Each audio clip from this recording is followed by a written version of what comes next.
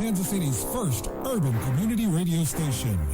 Tycon Company, LLC, specializes in a wide range of construction services, which includes the removal and replacement of concrete curbs, sidewalk, driveway, and paving. They pride themselves in the quality of their service, but more importantly, with the quickness in which they provide those services. Their primary goal and objective is to achieve 100% customer Tyrone Gethers Jr., your host of The Source of the Inkwell, live on KUAW.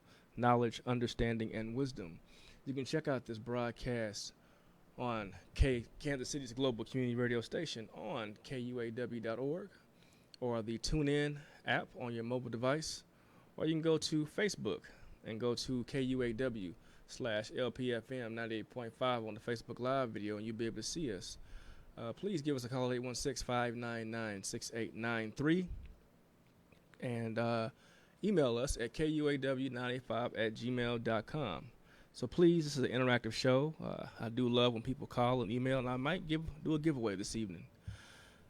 Well, first off, I want to, apologize for me not being on the air too long. I had back to school, and now I'm coaching football as well as being active in my school. So I'll kind of be a little spotty for the next couple months, but I will keep you posted. And I'll probably call some of my friends, hint, hint, if Hurston and Cynthia Fails to watch it, maybe they can come in and sub for me again because they had a pretty good show. Or probably Deacon Antoine and Brother Armand Carr. So I missed everybody. I'm glad I'm back. I want to, kind of dedicate this show to my teachers and to those who are in the classroom profession. I remember someone first came to me and they asked me, how is it teaching in the school building? And I said, well, what do you mean? They said, well, how are those kids? And I said, well, in a school building, kids are never a problem because they're kids. Kids are going to be kids regardless. The biggest issue in a school is always the adults. And they looked at me and they said, well, how can you say that? I said, if you really, you got to really work into the school system and understand what I'm talking about in regards to that comment I just made, that adults can be the biggest problem inside of a school setting, because just like with any setting or any job or any place of business, they can be toxic. And when you have adults working, adults can be toxic, thus creating a toxic workplace. Now, in a school building, when adults get toxic, it makes the school system toxic. So today's show is dedicated to eliminating toxicity in the school culture. Now, here's the thing when I'm talking about this. Having toxic work environments is one thing, but when you have kids involved, then it gets worse, because children, they're the ones that are affected by it the most. Now, of course, you're probably wanting to know, well, how can we tell that that a work system can be toxic? Well, I'm going to go through and give you a couple of tips, a couple of pieces, and a couple of things. Open up your eyes to kind of check it out, because when it all comes down to it, in a school system, if something's going wrong, children are the ones who suffer the most. So let me go ahead and share this piece to a couple of pages, and then we can go ahead and get started. Give me a hot second here. I know there's some people who want to interact with us as well. And one more, and I promise I will give you all my undivided attention.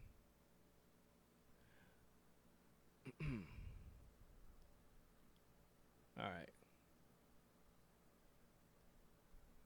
if I can figure out how to spell this. There we go. Okay. All right. Now, first things first. No, I'm not saying that I work in a toxic school culture. This is no reflection on where I'm working right now. This is just giving information, because this time of the school year, the honeymoon period is over. People are starting to, get settled. And when people get settled, things start to kind of malfunction a little bit. All right. First things first. Here are some warning signs that will give us some insight on how a toxic school culture might look. First, number one, there is no clear sense of purpose. No clear sense of purpose.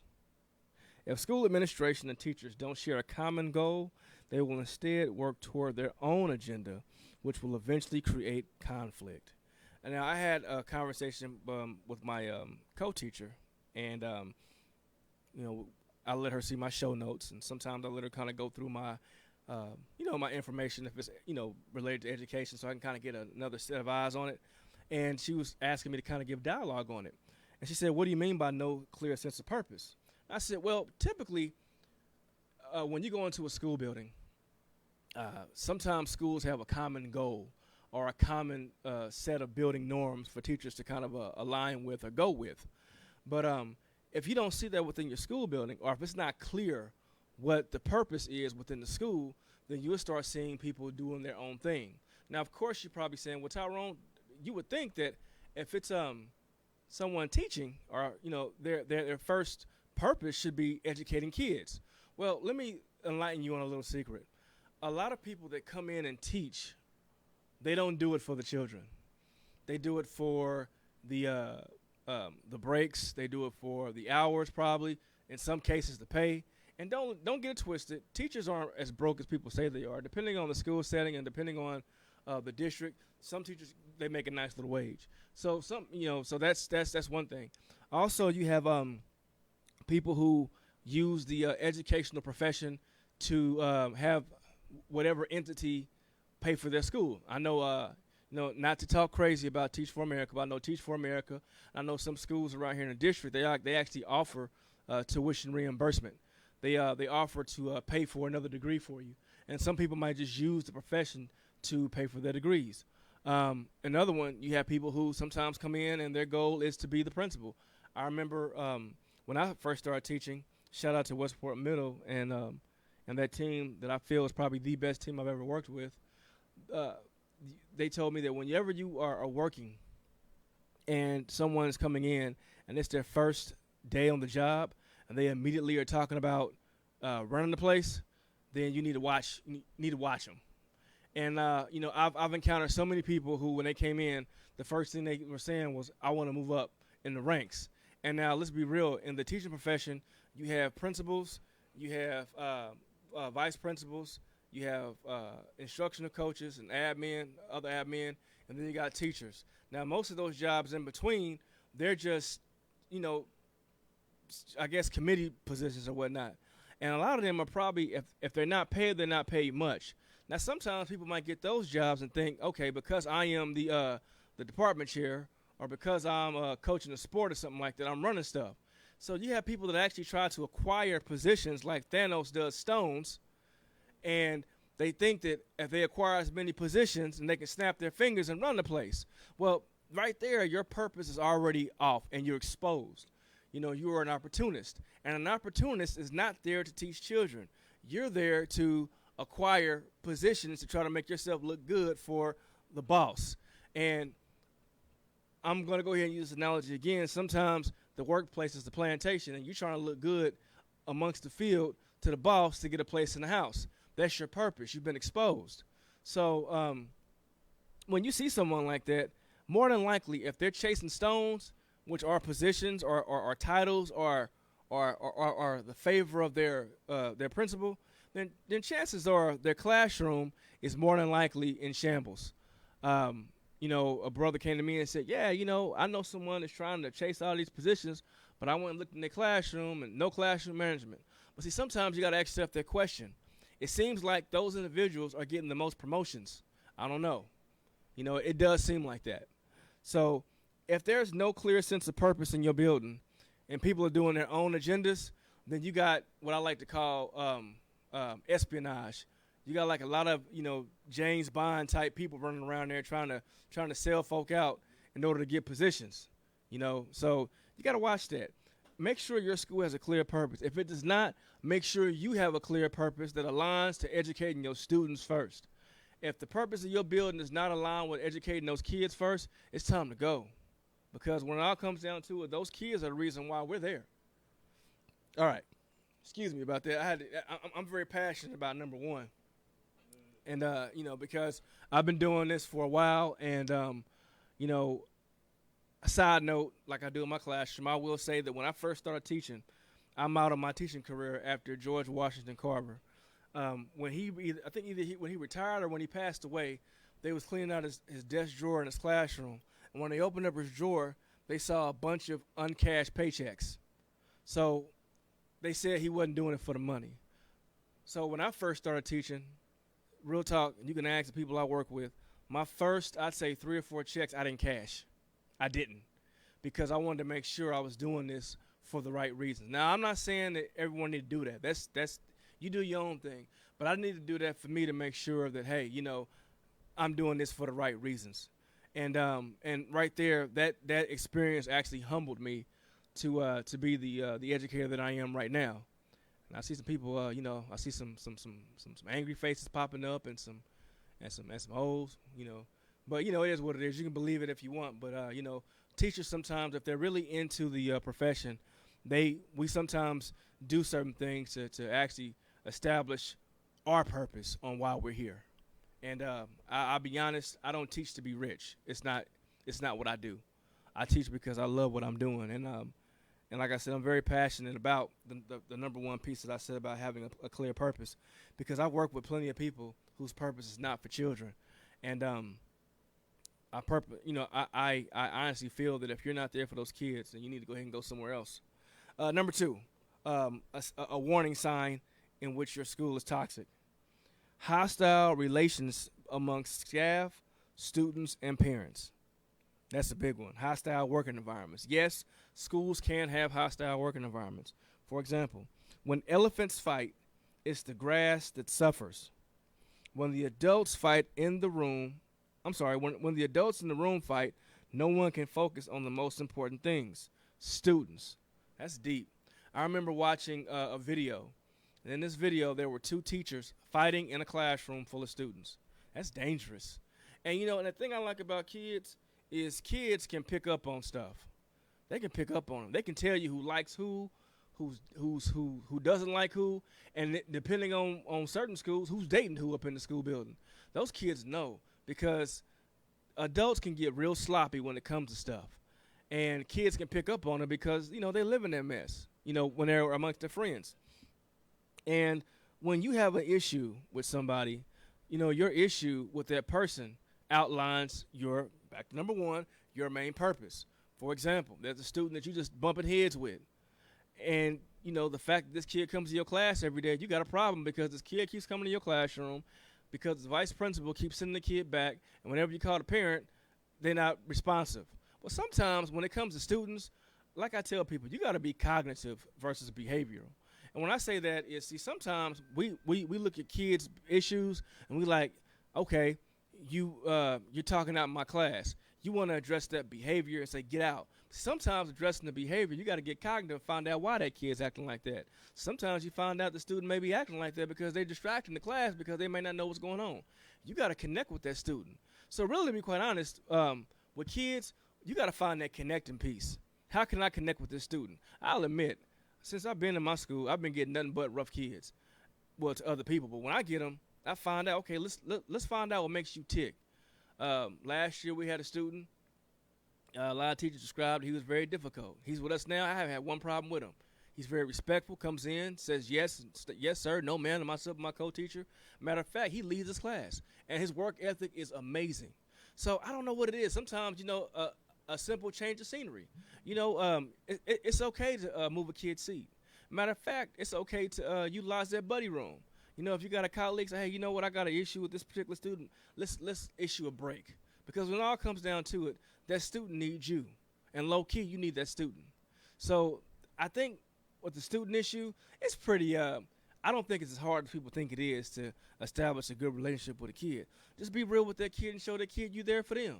Because when it all comes down to it, the most difficult student, deep down inside, they want you to care for them and be strict and be stern with them. So go ahead and give them that. Now, when it comes to parents, I think with parents, a lot of parents like that consistency. If you're consistent with that parent and you're doing your job, They're not, I mean, even the most difficult parent will respect the fact that you're doing your job. And make sure you document things with difficult parents, too. If you got parents that are disrespecting you and cussing and all that kind of stuff, document that. And sometimes with those particular parents, and you call them on speakerphone and say, hey, you know what, sir or ma'am, I have my administrator here on the phone also, so we can all get to the root of this problem. Cover yourself. Never put yourself in a position to where a parent can say, hey, this teacher did this wrong.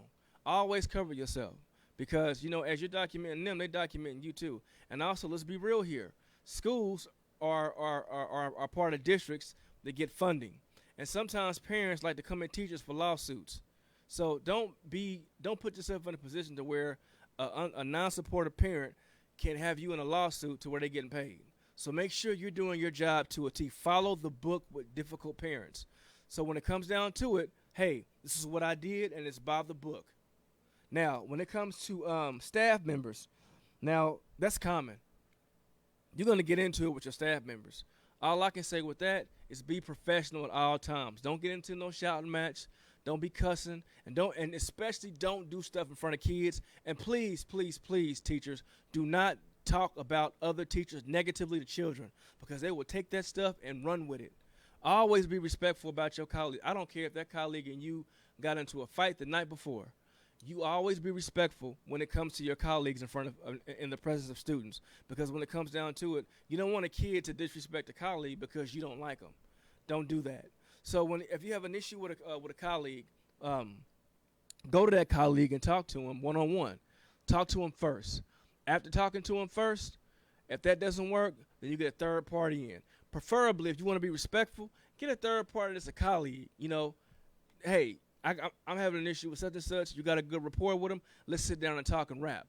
Now, if that don't work, then you pull in your administrator. Always use the steps. If that doesn't work, then you go ahead and you do your HR thing. But make sure that if you're going to do that, you follow the steps. Now, I'm old school. If I got a problem with a teacher or vice versa, come to me first. Because just recently someone went off on me and said some things that was, not the truth. And, I had to go do some troubleshooting. Instead of coming to me, the person went right to my supervisor. So with saying that, I let the person know, hey, next time you need to come to me if you got an issue. So also make yourself available, too, because, see, when you're hostile, you're not focused on the real thing, which goes back to the number one thing, your purpose on students. I got a comment here. Let me see. What I'm going to do, I'm going to take the microphone, and I'm going to come a little bit closer to the camera so I can see it. Because I see a name on there, Brother McCorn. All right, here we go. I am dealing with an issue. My preschooler's principals talks to her teacher's assistant in a very condescending tone. Keep in mind what she says is correct, and I agree 100%, but her tone is borderline disrespectful. See, as the actual teacher doesn't address it, I'm struggling with how to approach the situation. Do you have any suggestions? Okay, well, first off, Morgan, first of all, man, thanks for commenting and thanks for supporting and watching. First things first, your child is in that school system. And because your child is in that school system, you are a vested party in that school. Also, on top of that, your taxes are paying for that particular school building. So you have every right to say something in regards to that matter. Because when it all comes down to it, the way the principal is talking to that teacher will in turn affect that teacher's job. Because if that teacher is speaking disrespectful or borderline disrespectful in front of the teacher, to the teacher in front of the parents, what message is that sending? Now, you can handle that a few ways. One, if you got a good rapport with the teacher, you can go talk to the teacher one-on-one and say, hey, you know what, I've noticed this, and let the teacher know what you've noticed and your response to it. Or if you feel that the issue needs to be addressed with the principal, yeah, I will sit down and talk to the principal and let her know that, hey, I've seen a situation where the teacher was talked to, and I thought that was, disrespectful. I don't, let her know how you felt seeing that. Now, she's not going to chastise you or anything, but if you feel like there might be some kind of retaliation or whatnot, you can always write a random letter if you would like. So hopefully that helps. Yeah. If not, if I didn't fully address it, please comment again, or we can talk even further on the issue. But when it all comes down to it, you are a vested party, and you have a right to take notice and say, hey, look, I want to let you know something, because sometimes people do things and they don't know that they're actually doing it. And just because someone is an educator or even a principal, sometimes they might be negligent, or don't know they're actually saying certain things. Oh man, it's all good, man. Thanks, man. I appreciate you. Also, as a matter of fact, Morgan, I got Miss Lene over here.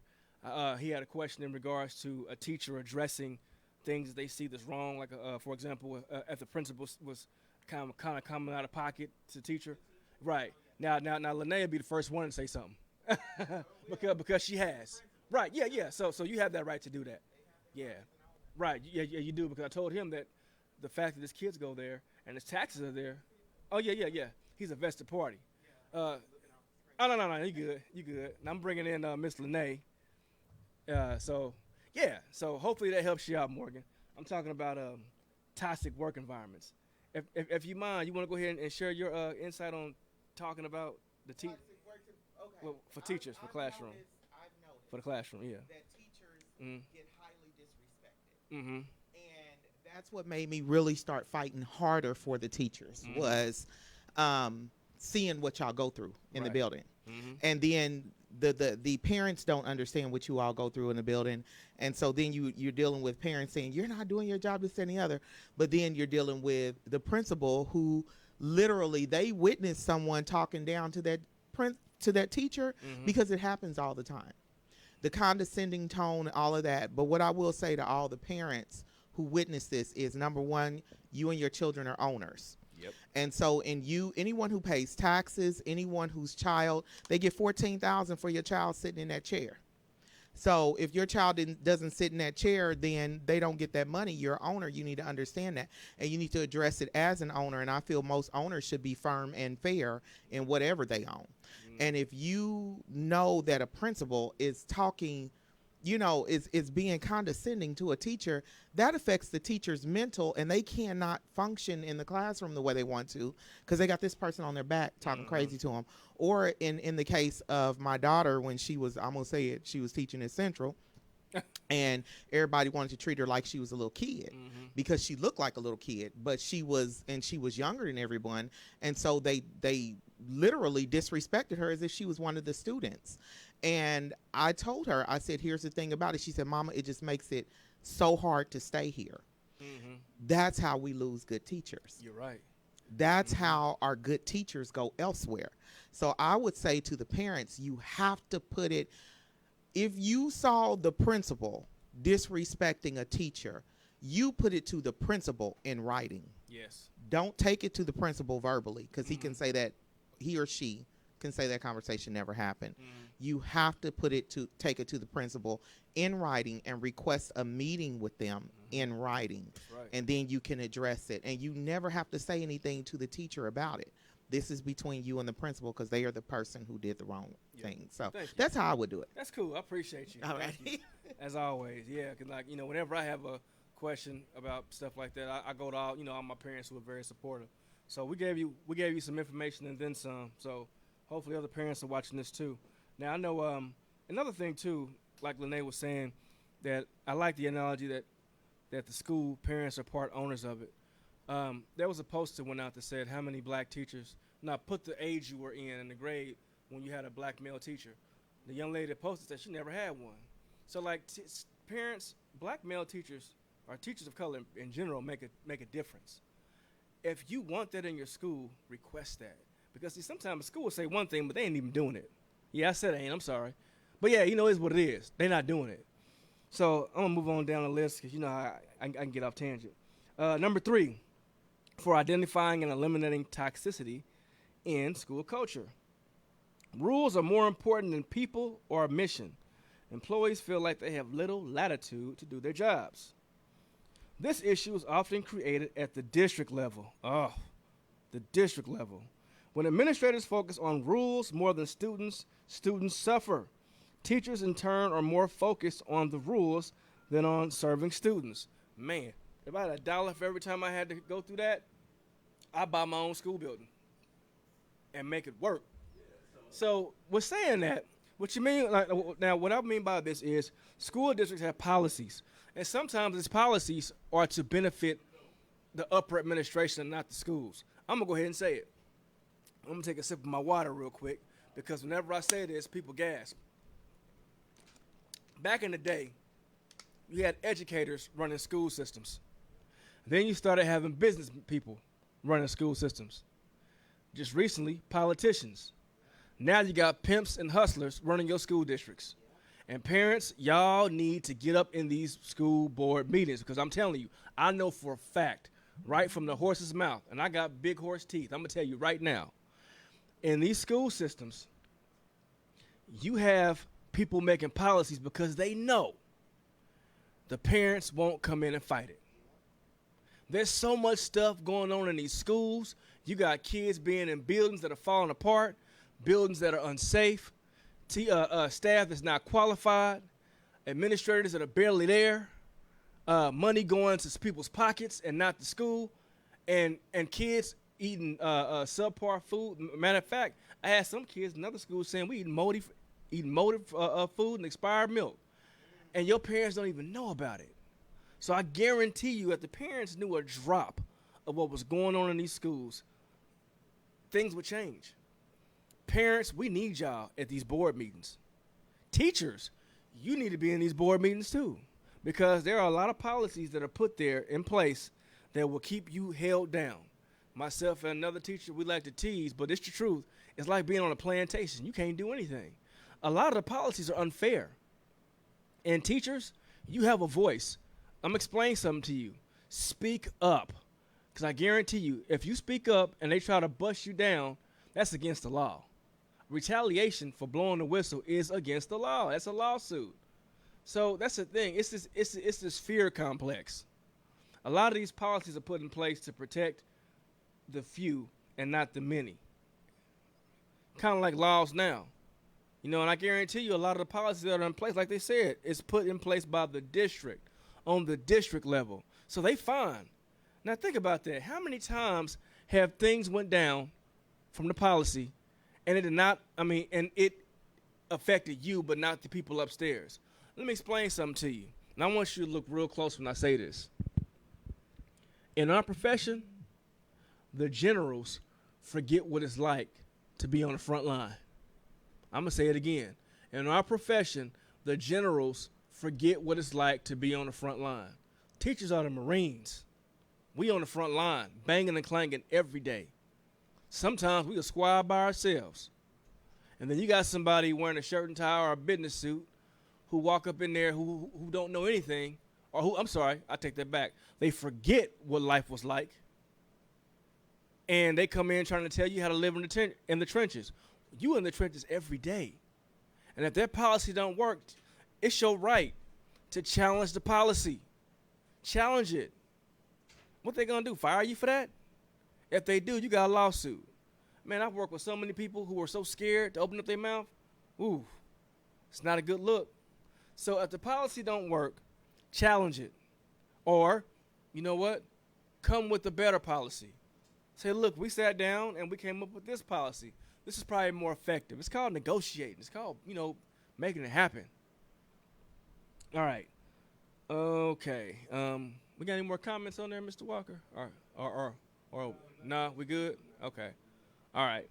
Number 4 of our identifying and eliminating toxicity in the school culture. Warning signs. Number 4, absence of honest dialogue. Avoidance of difficult conversations. When people are afraid to have difficult conversations, it's a sign that your culture is becoming toxic. Principals who avoid difficult conversations with teachers and instead address issues by reassigning the teacher or changing a teacher's schedule aren't truly serving the kids. I got one for you. How about, let's say, for example, Lene's one of the teachers, I'm the principal, and she does something. I don't address her. I address the whole staff. We all know it's her. Tell her. So my co-teacher and I, we I remember first conversation we had was like, hey, look, if there's ever a problem, talk to me. Tell me what's going on. You should be able to be honest. You should be able to be honest, because if there's a problem, you got to be honest enough to fix it. What did the doctor say? If you're not honest with me, I can't help you. I need to know what's going on. So we're on a team, and our team is to serve these students. If I don't know what the issue is, please tell me. I make mistakes too. I mean, as a matter of fact, there's been times I've been told about the mistakes I've made, and if I don't like it, at least I can respect the person for being honest. Now, the key word is dialogue. You know, I remember they said back in ancient times, a man got up in a group of people and began speaking. His name was Thespius. He became the first thespian. What he did was a monologue. Later, someone joined him, and then it became a dialogue. Mono means one, dia means two, log means speak. So, with saying that, conversation transfers when you have dialogue. You know, if there's an issue, talk. Tell the student, tell the adult, tell the person. And also, if the conversation is difficult, you know, you need to take it head on. I've seen situations where certain things weren't addressed, and it affected a bunch of kids, and that's sad. I remember I was telling the teacher, I said, "What's the worst thing a parent can ever say to you?" And they said, "What's that?" When a parent says, "If I would have known about this prior, I would have fixed it. Why was I not made aware?" Ooh, that hits to the soul. You know, I have teachers that are afraid to call parents. I don't know why. Parents want to know what's going on. Even if they don't, at least you're doing your job. Have those difficult conversations. Sometimes when you have a difficult conversation now, the rest of them will be pleasant later on. You know, you may not like what I'm saying, but you will at least respect me for how I'm bringing it to you and the fact that I am bringing it to you. So, and I think, you know, people get out of that. You know, we got away from that. We think that if someone checks us on something, oh, they offending us. No, and I understand if I came and yelled at you and cursed at you, that's a problem. But if I come at you and I'm like, hey, man, let me talk to you out of love and respect, that's different. That's the problem. You know, we got a lot of people that like to sit up here and not say nothing and watch sister or brother over here fail. Now, keep in mind, if you sit back and you watching their brother or sister fail, they not failing for real. It's those kids that are failing. And last time I checked, you the one who's allowing that to happen. And woe to the man or woman that shares innocent blood. And I say that when it comes to being a disservice to our children. Them ain't my words. I'm just be real. All right. Next one, number 5. Let me go back to with the whole thing with the principals. Yeah, you got some principals that are passive aggressive. You know what? I had one principal one time I worked for. Well, I shouldn't say worked for. I worked with, and she hauled off, and we had a staff meeting. And in that staff meeting, you had people having all side conversations, talking. Matter of fact, one time this brother was watching the Royals game, and I'm looking, and I'm like, oh man, this dude watching the game. The principal said, excuse me. He said, yes. She said, what's the score? I'm like, lady, please, ma'am. Wow. You gave in on what they were doing. You should have been like, look, we having a meeting. I don't care what's going on. We having a staff meeting. So, I mean, you know, address the situation. Don't give in to it. Because, see, when your staff see you weak and your staff see that you don't want to address stuff, they're going to use you as an attack dog on certain people that, you know, they don't even need to get it. Watch. All right. What Bruno say? Don't believe me, just watch. All right. I sound like my daddy quoting songs, trying to stay hip. All right. Number 5 on identifying and eliminating toxicity in school culture. Warning sign number 5. More self-preservation than collaboration. Ooh, that's a deep one. Anytime people are more concerned with preserving themselves rather than serving kids, you have a breeding ground for toxic culture. This causes the dearth of good ideas and motives. That motivates talented teachers, and they leave. Now, check this out.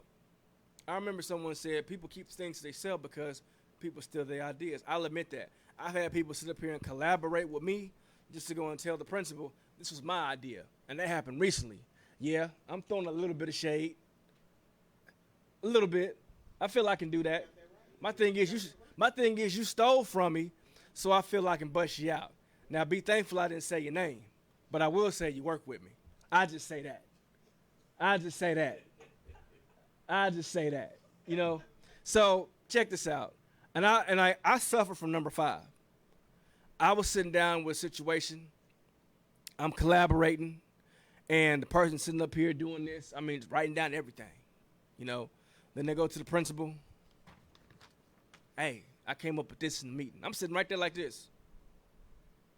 Yeah, I came up with this, and this is what I feel we should do, and blah, blah, blah. I'm like, dang, we really doing that? So what did I do? I played it cool. You know, I'm going to let you have your little 15 seconds of fame. I let that person know, hey, you know, I know what you did. You know, you and I did this together.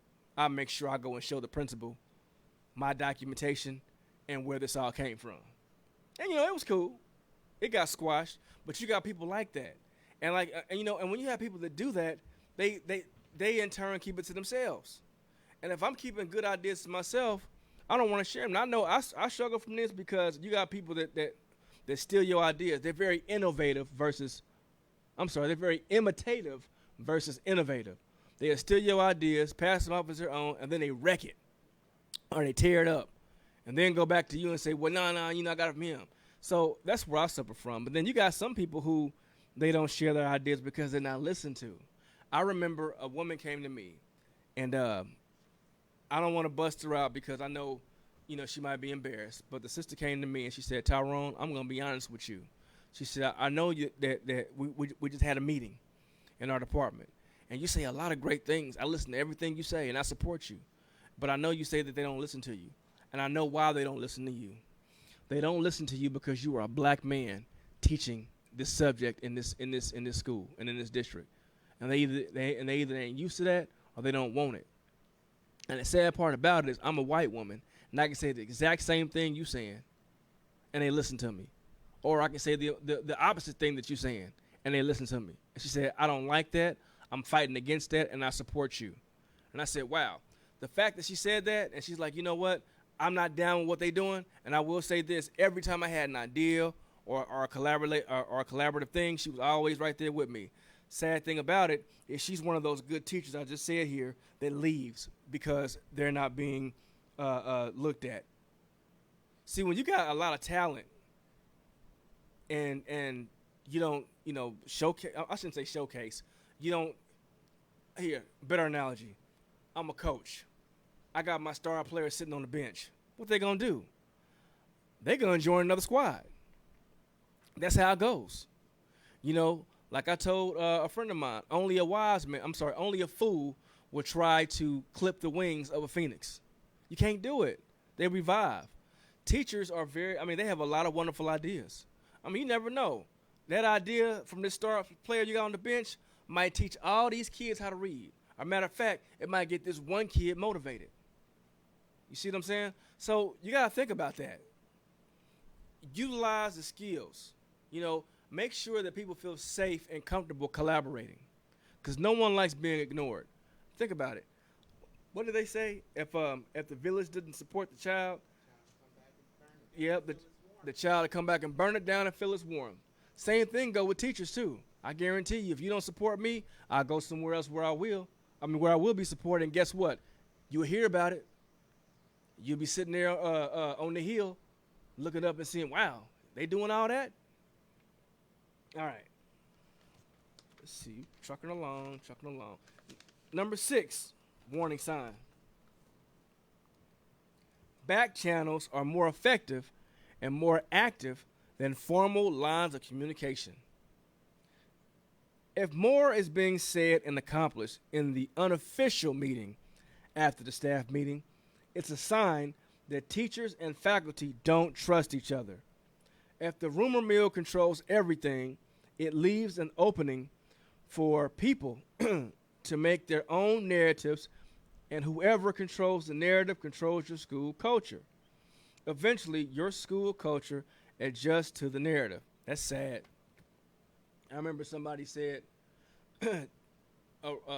two people at a table can accomplish things more than a room full of people. I understand that. However, I'm not going to sit up here and allow, I'm not going to allow you to tell me one thing at a staff meeting and then you go meet with Mr. Such and Such or Sister Such and Such, and y'all do something completely different. That goes on a lot. You know, I like to call them back alley contracts. You know, you got the principal saying one thing, but then someone goes and pulls her coattail and says, hey, look, maybe it should be done like this. And then the communication drops, and then the situation is completely different. That's a problem.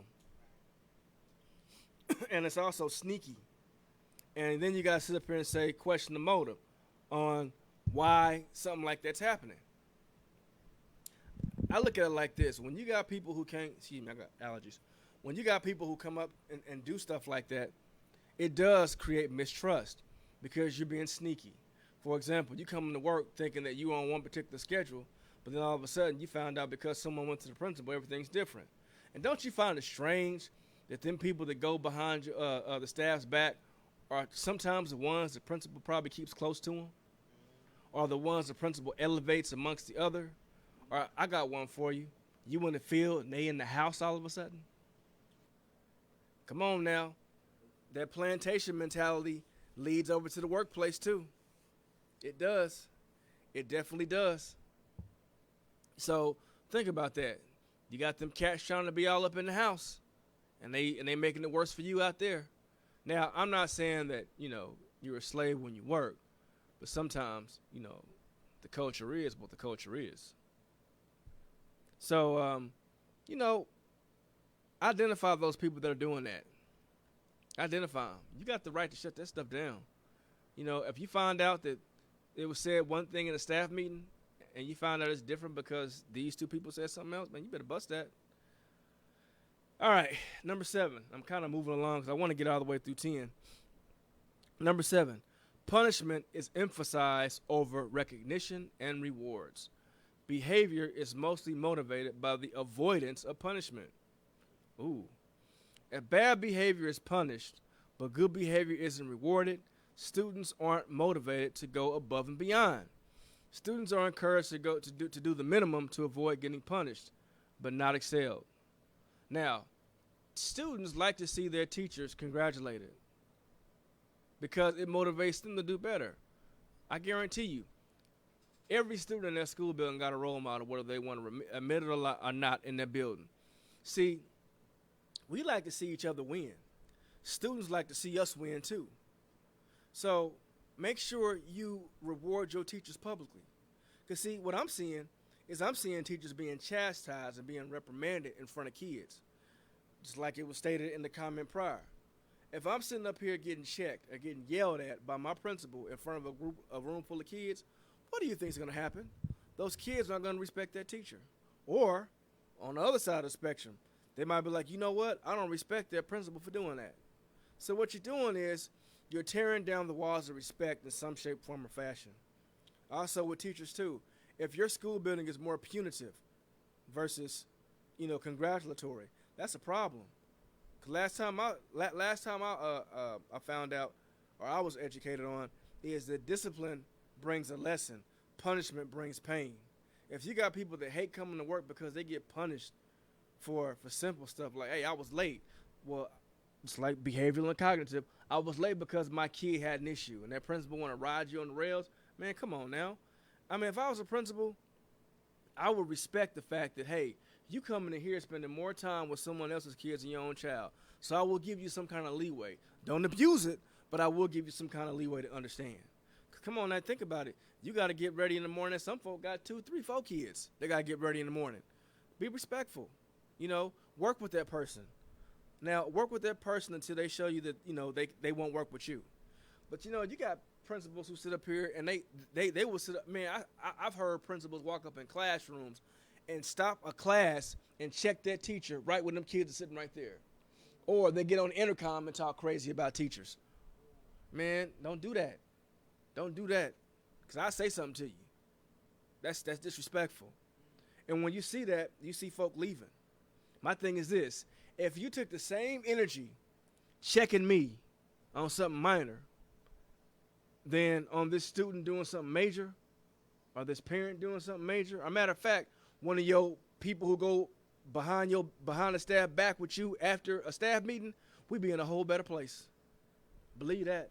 Because I'm telling you right now, The minor people get major consequences, and the major people get minor consequences, which is really a reward.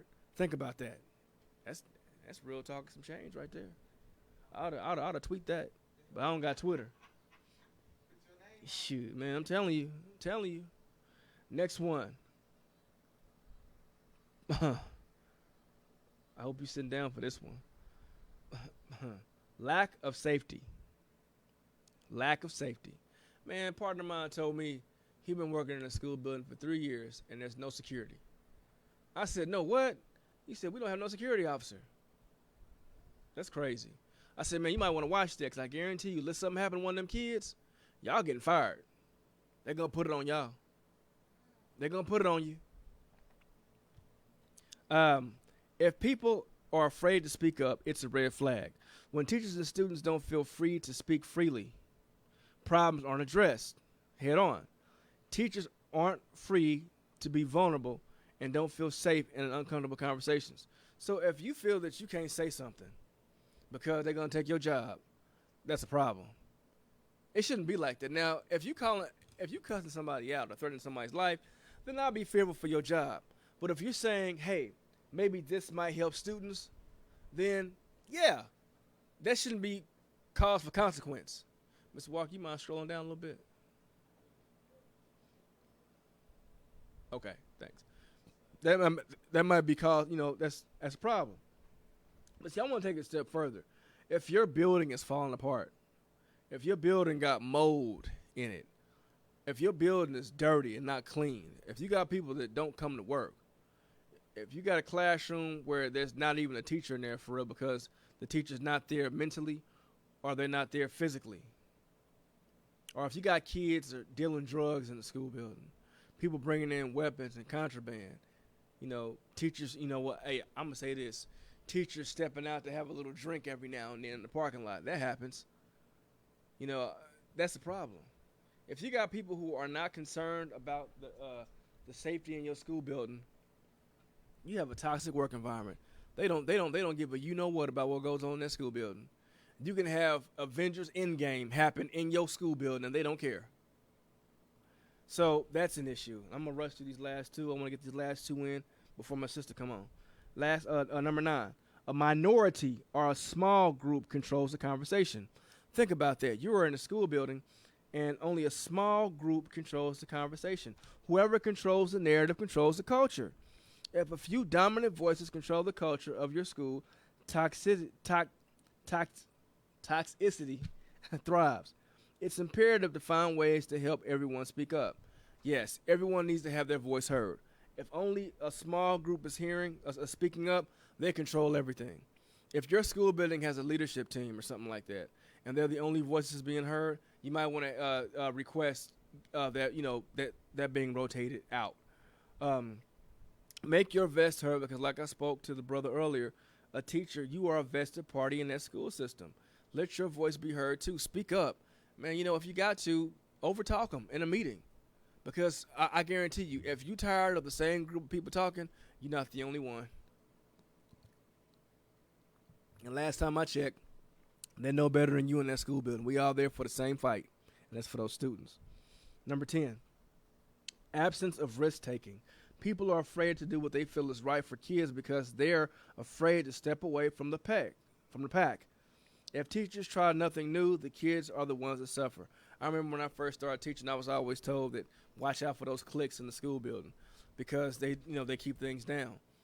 Hey, you got the pack, but it's okay to go off and do your own thing every now and then because sometimes, if this is your comfort zone, you learn more outside your comfort zone, outside the circle. And then you come and you bring it back. Because last time I checked, if you're sitting in the log cabin, you go outside the log cabin to hunt and bring some food home. Or to go out and grow your vegetables and bring them in the house. You don't do it in the house. You know why? Because you're getting too comfortable. You got to go outside and bring the things that you need inside. So don't be afraid to step outside your box. Matter of fact, I got one for you, teachers. Here's a big risk. If you notice any of these warning signs, step up and say something about it. Fight. Fight for those kids. Because they the ones that need you. Those kids need leadership. Those kids need us to step up. Because you know what? I understand. It gets tired. It gets hard out there for a teacher, especially if you sit up in there and you're the only one fighting for what's right. I suggest you align yourself with individuals that got the same purpose, back to number one, that you do, and that's those students. Y'all get in a group and team up and challenge the toxic nature. I guarantee you, if you get out there and you show some moxie, your numbers will thrive. They will flourish. And you have more teachers out there that will make those who are being toxic leave. I'll be real with you, and I'll admit this. I put pressure on a few toxic teachers one time, and guess what? I got rid of them. I helped them put in their resignation because they need to know they don't need to belong there. I remember one guy left up out of there, and on his way out, he started saying all kind of untrue stuff. But you know what? He's gone. He's gone. It's a shame that all the good teachers go and all the toxic ones stay. A school building is not a breeding ground for toxic behavior. That's a sewage plant. You put that sewage where it needs to go, and that's in the trash. A school building is a holy ground. Teachers go there because they are called to serve the educational purpose, to get those kids educationally sound, to fight against ignorance. It's our job. It's our calling. It's our God-given duty to do this for these kids. Because when it all comes down to it, when we leave off, they're the ones that come in behind us to fix it. Teachers, fight for what's right. Fight for those students, because I guarantee you, when it all comes down to it, the rewards are worth the fight. I'm Tyrone Gethers Jr. This is the source of the Inkwell. And in the Inkwell, education flows. Let it overflow and let it stain, permanent like ink. God bless, and I'll see you next Tuesday. Up next, the Lene Gray Show.